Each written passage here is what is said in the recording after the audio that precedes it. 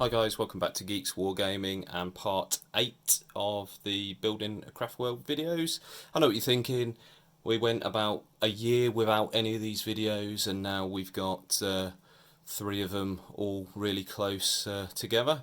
So aren't you lucky, eh? So yeah, I just managed to get my finger out, shall we say, and paint everything. And I thought, well, I suppose I better show it you all. So this was the next units that I've decided to add to the force.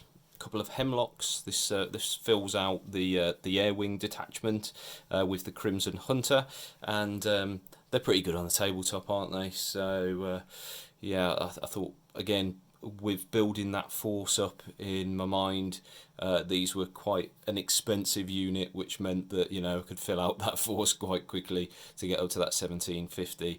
But they're quite expensive because they're good, aren't they? They're a decent unit, so I know that. So I've tried to keep the colouring slightly different on these, just subtly, so you can still tell that they're sort of obviously a hemlock, but just sort of with the patterns across them, just to keep it slightly different. So this one here, obviously, I've got the black lining across the wings, and this one's just got a subtle line. Well, triangles actually. It's got a triangle from the front pointing backwards, and then one from the back pointing forward. So I'll show you that in a second. So I'll pull this one forward. There's no magnetisation on this one, well, on either of these, because there's no point, because there's no weapon options for Hemlocks. I was considering magnetising it, so I could have it as a Crimson Hunter or a Hemlock, but doing that, you kind of have to go a halfway house where you have a little bit Crimson Hunter and a little bit Hemlock, and I didn't really want that. So yeah, I just decided, well, Hemlocks are good, so I'm probably just going to have the 2 Hemlocks and the Crimson Hunter in the force. And if I want to add some Crimson Hunters, then I'll just get another model, because I really like them anyway. So yeah, that's probably what I'll do. But again, just gone with the same sort of colour scheme with the rest of the army, obviously. So I've used the Thousand Suns blue as the base colour there, and then I've gone with this sort of pinky red cockpit, which is across all of my vehicles now.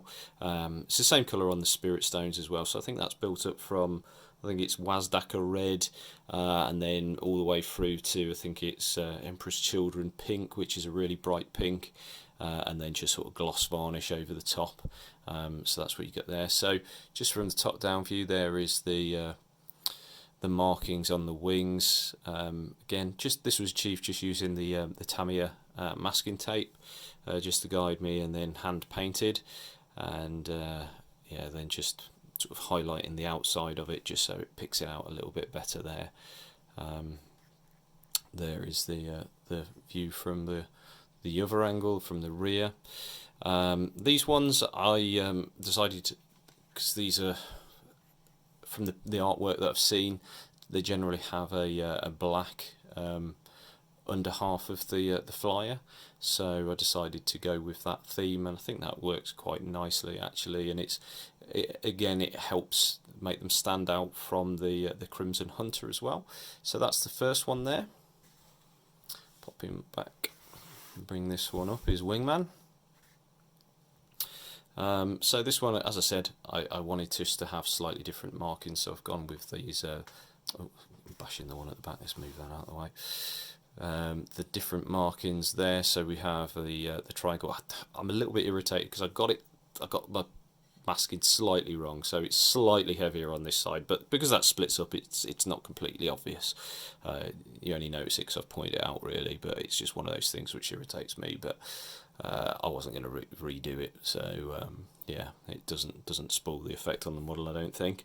And it's not, it's not a painting competition piece. It's a gaming piece at the end of the day.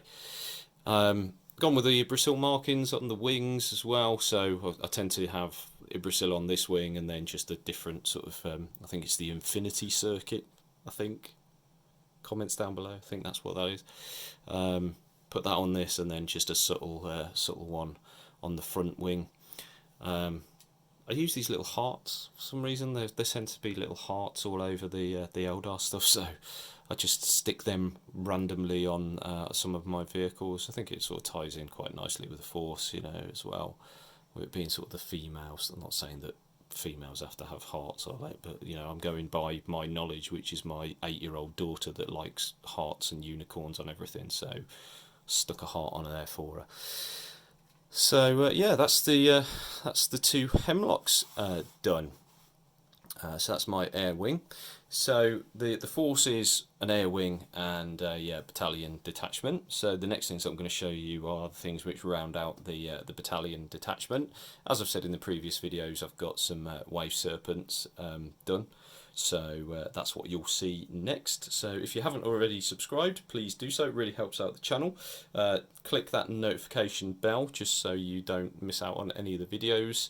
And why not check out some of the previous videos in this series if you're not completely caught up, so you can see what the rest of the force looks like.